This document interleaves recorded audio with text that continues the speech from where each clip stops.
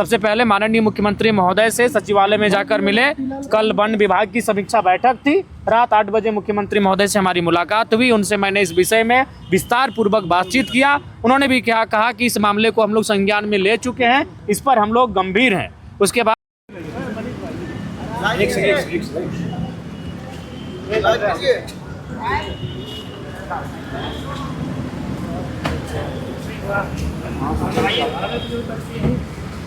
हाँ बस यही दो सर। रुके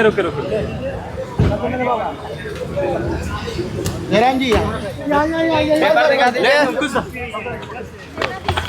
आगे जा रहे आइए धीरेन्द्र जी, आराम से थोड़ा सा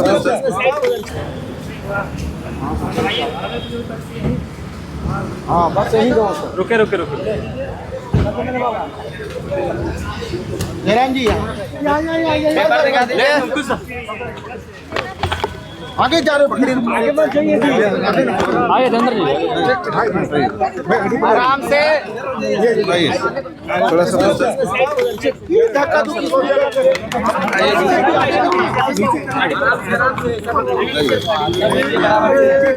बस हो गया स्टार्ट। भैया लोग आराम से पासवर्ड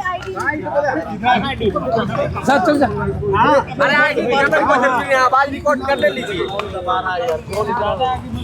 नीचे करो ना आईडी यार।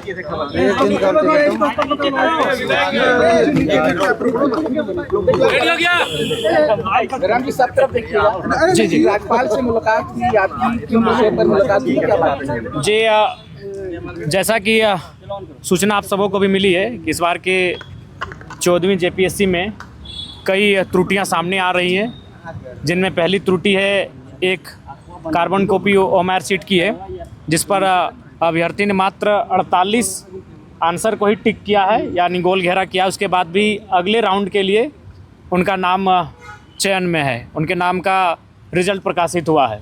दूसरी बात है, सबसे महत्वपूर्ण विषय है कि आयोग के सदस्यों का हस्ताक्षर नहीं है। जब उस रिजल्ट में आयोग के सदस्यों का हस्ताक्षर नहीं है, उसके बाद भी जारी होना इस बात को स्वयं दर्शाता है, इंगित करता है कि यह प्रक्रिया अवैधानिक है। साथ ही साथ जिस कंपनी को, जिस एजेंसी को ये टेंडर दिया गया था एग्जामिनेशन करवाने का, वह उत्तर प्रदेश में ब्लैक लिस्टेड है। जो कंपनी उत्तर प्रदेश में ब्लैक लिस्टेड है, वो झारखंड में एग्ज़ाम कैसे करवा पा रही है और झारखंड में उसको एग्ज़ाम करने क्यों दिया जा रहा है? तो यानी ये स्पष्ट बातें दर्शा रही हैं कि 14वीं जेपीएससी की परीक्षा है, इसमें कुछ ना कुछ गड़बड़ी, कुछ ना कुछ त्रुटियाँ, विसंगतियाँ हुई हैं, और उसी को लेकर कल शाम को ही रांची आए हैं। सबसे पहले माननीय मुख्यमंत्री महोदय से सचिवालय में जाकर मिले।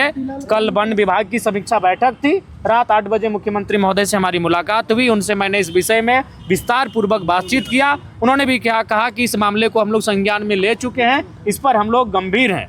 उसके बाद रात को 8 बजे माननीय मुख्यमंत्री महोदय से मिलने के बाद आज दिन के 11 बजे महामहिम राज्यपाल महोदय से मुलाकात की है और उनको भी इस मामले से अवगत करवाए हैं कि आप इस मामले को संज्ञान में लेते हुए फिलहाल जो परीक्षाएं, मुख्य परीक्षाएं होंगी, उनको स्थगित किया जाए जब तक कि इस पर कोई एक जांच ना हो जाए।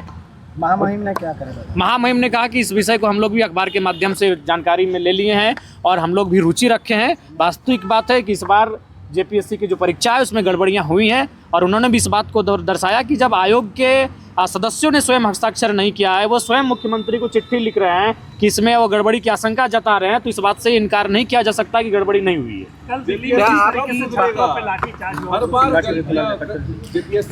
देखिए, बिल्कुल जेपीएससी की परीक्षा, जेएसएससी की परीक्षा इस राज्य में लगातार मजाक का पात्र बनती जा रही है। राज्य के 2 बड़े आयोग, 2 बड़े संस्थान जिनको जवाबदेही है, जिनकी जिम्मेदारी है इस राज्य के लाखों युवाओं के सपने को साकार करने के लिए परीक्षाएं आयोजन करने का, और वो लगातार कटघरे में आकर खड़ी हो जा रही हैं। ऐसे में सरकार को गंभीरतापूर्वक विचार करना चाहिए और उन्हें इनकी कार्य प्रणाली में सुधार कैसे हो, परीक्षाएं नियमित कैसे हों, पेपर लीक के मामले ना आए, विसंगतियां ना आए, त्रुटियां ना आए, इस पर गंभीर होकर कार्य करना चाहिए। अच्छा, जैसे राजभवन तक रहेंगी या फिर आगे सड़कों पर? जी, हम लोग 2 दिन का अल्टीमेट देंगे, उसके बाद से हम लोग आंदोलन की तैयारी में लग जाएंगे। आज ही हम लोग बैठक करेंगे और आंदोलन की रूपरेखा को तैयार करेंगे। जेएसएससी की एक और मामला सामने आया है, उसमें जो एग्ज़ाम है, एग्ज़ाम के अगले दिन या देर रात एडमिट कार्ड आ रहा है, ये मामला भी उजागर हुआ है। जी, अभी चिंता का विषय है। इस प्रकार के मामले, कई मामले आए हैं जो स्पष्ट बता रहे हैं कि इस बार के परीक्षा में निसंदेह कोई न कोई समस्याएं हुई हैं, गड़बड़ियां हुई हैं, और उसको लेकर हम लोग मुख्यमंत्री राज्यपाल महोदय से मिले हैं और आगे हम लोग आंदोलन की तैयारी भी करेंगे। अच्छा, कल भारतीय जनता पार्टी का जेपीएससी कार्यालय घेराव है, क्या आपको उसका समर्थन रहेगा या फिर अपनी रणनीति? नहीं, जी, हमारा तो अपना रणनीति रहेगा, लेकिन उसके बाद भी उसका नैतिक समर्थन रहेगा, क्योंकि जो छात्रों की आवाज़ उठाए, जो छात्रों की बात करे, चाहे वो कोई भी राजनीतिक दल हो, उसका हम लोग नैतिक समर्थन करते हैं। आप जंतर मंतर गए थे, जी जी, और दिल्ली में आपने जिस तरीके से छात्रों की आवाज़ को आपने बल दिया, क्या देखते हैं वहाँ पर? जी, बिल्कुल उस लाठीचार्ज की सबसे पहले तो मैं निंदा करता हूं, भर्त्सना करता हूं कि लोकतांत्रिक भारत में जो युवा भारत के भविष्य हैं, जो बच्चे कल को जाकर इस देश को संभालेंगे, देश को संवारेंगे, उनके साथ लाठीचार्ज की ये घटना बहुत ही निंदा का विषय है। उनकी सिंपल सी मांग है कि आप आकर बातचीत करिए, आप संवाद करिए, और अगर उस संवाद के बाद तथ्यों के आलोक में, तर्कों के बाद अगर शिक्षा विभाग, अगर विभाग दोषी पाया जाता है, जो कि अनुमान है कि पाया ही जाएगा, तो विभागीय मंत्री को इस्तीफा देना चाहिए। उन्होंने माननीय प्रधानमंत्री को पद से हटाने के लिए तो नहीं कहा है कि प्रधानमंत्री की गद्दी आप छोड़ दें, लेकिन उनकी नैतिकता होनी चाहिए। एक लोकतांत्रिक भारत है, और आप कहते हैं कि हम देश को श्रेष्ठ बनाएंगे, तो श्रेष्ठ भारत तभी बनेगा जब छात्रों की आवाज़ सुनी जाएगी, किसानों की आवाज़ सुनी जाएगी। उनके पास इतना समय है कि वो 7 समंदर पार चले गए मेलोडी की टोपी लेकर, लेकिन उनके पास इतना समय नहीं है कि उनके संसद भवन से, उन प्रधानमंत्री आवास से 7 मिनट की दूरी पर एक जूस का बोतल लेकर चले जाते, एक जूस की गिलास लेकर चले जाते। तो आप ये दर्शा रहे हैं कि आप कितना गंभीर है राज्य को लेकर, कितना गंभीर है इस देश को लेकर। बीजेपी कल जेपीएससी को लेकर प्रोटेस्ट कर रही है, क्या जयराम? जी, जेपीएससी को साथ साथ उनको नीट को लेकर भी प्रोटेस्ट करना चाहिए। भारतीय जनता पार्टी को मैं कहना चाहूंगा कि जेपीएससी के साथ साथ उन्हें नीट की परीक्षा को लेकर भी प्रोटेस्ट करना चाहिए। अपनी ही सरकार के खिलाफ बात करने से आप गुनहगार नहीं हो जाएंगे, लोकतांत्रिक, बल्कि लोकतंत्र का एक सुंदर संदेश जाएगा कि स्वयं झारखंड की इकाई ने प्रधानमंत्री को कहा कि आप नीट में जो गड़बड़ी है उस पर जाकर संवाद करें। ये बड़ा बढ़िया सुंदर संदेश जाएगा। जयराम जी, 5 दिन बाद जेपीएससी मेंस की परीक्षा है, सेंटर शेड्यूल किए गए हैं, 2 जुलाई को परीक्षा पीटी की रिजल्ट देती है।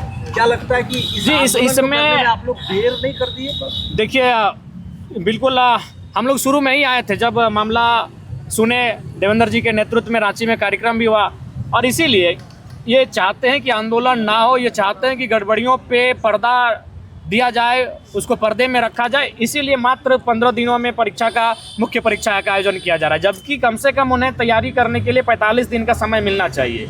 इससे पहले जो परिपाटी रही है, परंपरा रही है कि प्रारंभिक परीक्षा के बाद जब मुख्य परीक्षा की तिथि का तय होता है तो कम से कम 45 दिनों का उनको समय दिया जाता है, लेकिन 45 दिनों का समय उनको दिया भी, अभ्यर्थियों को भी नहीं दिया गया है।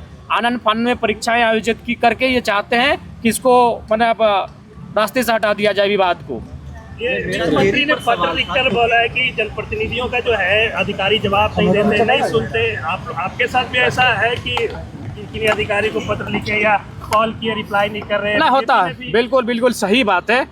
कई पदाधिकारी हैं जो जिले स्तरीय हैं, राज्य स्तरीय पदाधिकारी हैं, जो आपको उचित ठीक से आपसे बातचीत नहीं कर पाते हैं, ठीक से आपके बातों को संज्ञान में नहीं लेते हैं। तो है ब्यूरोक्रेसी की जो व्यवस्था है, नौकरशाह जो है माननीय मुख्यमंत्री जी के नेतृत्व में, कहीं ना कहीं उसमें पारदर्शिता का अभाव है, उनमें उदासीनता दिख रही है और अपने कर्तव्य को लेकर अडिग नहीं है।